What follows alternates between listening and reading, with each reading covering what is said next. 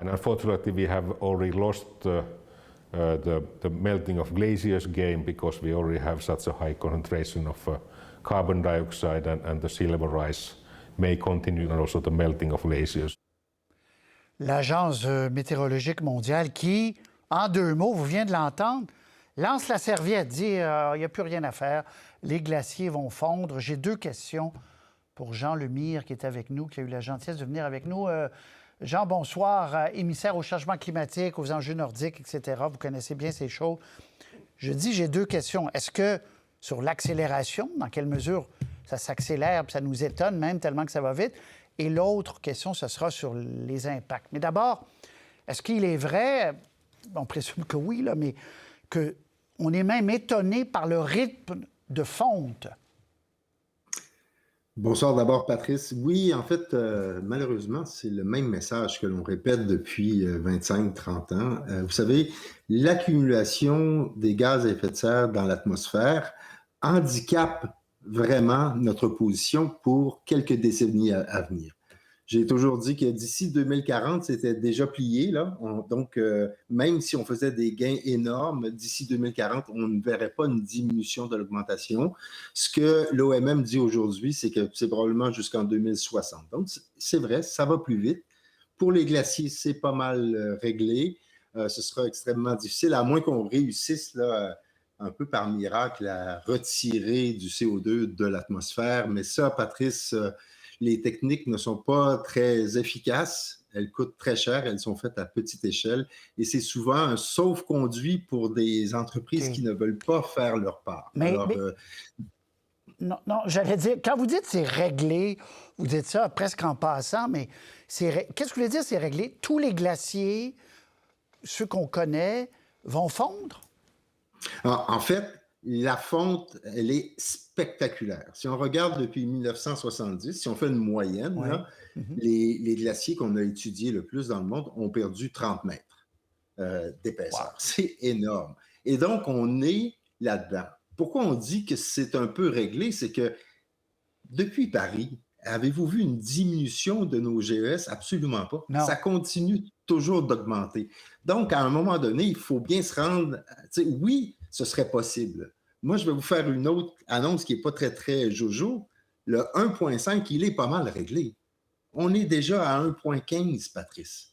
Donc, si on avait une diminution drastique des gaz à effet de serre, je vous dirais, on s'en va vers la bonne direction.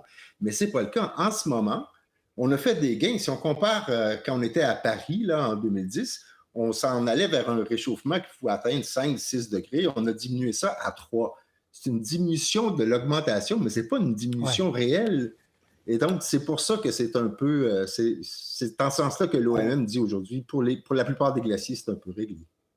Le train infernal, on réduit sa vitesse, mais il continue à avancer, là. C'est ce que vous dites. Exactement. Mais là, les glaciers qui fondent comme ça, c'est quand même très grave. Là. Ça a des impacts énormes.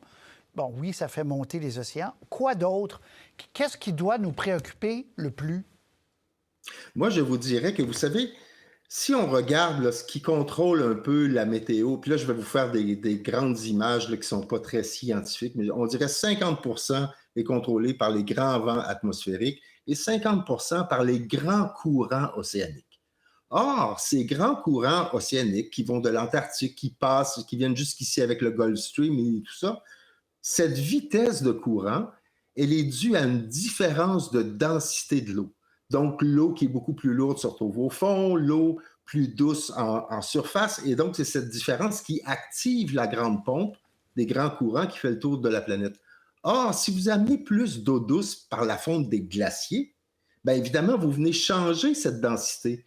Et donc, il y a un risque de ralentissement de ce qui est à 50% la machine climatique mondiale. Donc, c'est énorme. Prenez aussi ce qu'on appelle l'effet d'albédo. L'effet d'albédo, c'est l'effet miroir. Si vous avez une surface blanche et que vous envoyez des rayons du soleil, ça va agir comme un miroir et la majorité de l'énergie va être renvoyée. Donc, elle ne sera pas absorbée. Mais là, si vous remplacez ça par une surface noire foncée, cette énergie-là va être captée Et là, évidemment, on accélère encore tout davantage. Donc, Wow. c'est pour ça qu'on est vraiment dans une situation. Et dernier point, Patrice, mais il est très important, quand on dit qu'on se dirige vers une augmentation de 3 degrés, c'est à l'échelle planétaire. Pour le sud du Québec, on parle du double, on parle de 6 degrés. 6 degrés, si vous, là on est à 1,15, vous voyez tous les effets sur le climat, etc. Essayez d'imaginer 6. Donc, on est vraiment dans une situation où ça va beaucoup plus vite que l'on pensait. On va boire un verre de vin de plus, Oui, parce qu'on est un peu découragé. Parce que vous l'avez bien dit, Jean Lemire, si on était en train de diminuer à l'échelle de la planète les GES rapidement, mais parlons juste du Canada, on n'a pas encore diminué. On dit qu'on va commencer à diminuer, là. Exact, On exact. n'a pas coté, on a augmenté encore. On ne voit pas très bien. Donc, on va se tourner de plus en plus vers l'adaptation à ces gros changements-là. Inévitablement, inévitablement, Patrice, parce que on est déjà dans une période, on le voit, là, évidemment, ça bouge beaucoup. Il y a beaucoup d'impact avec la météo. Si on n'investit pas dans l'adaptation au changement climatique, on va avoir évidemment des conséquences catastrophiques. Investir maintenant $1 dans l'adaptation au changement climatique risque de nous en faire sauver 8, 10 à long terme. Donc, il faut déjà commencer à penser à l'adaptation tout en continuant à essayer, évidemment, de diminuer tout ça, bien sûr. Oui, parce qu'il faut ralentir le train. Parce que si on ne le ralentit pas, on sera encore moins adapté, ça va aller encore plus vite. Exactement, Très exactement. bien.